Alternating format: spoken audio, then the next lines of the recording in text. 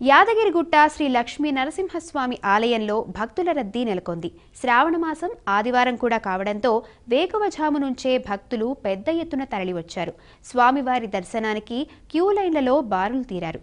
స్వామి అమ్మవార్ల నిత్య కళ్యాణంలో పాల్గొని మొక్కులు తీర్చుకున్నారు.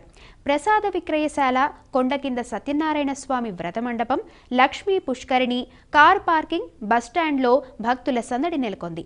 స్వామివారి ధర్మ దర్శనానికి గంట సమయం, ప్రత్యేక దర్శనానికి 2 గంటల సమయం పడుతోంది.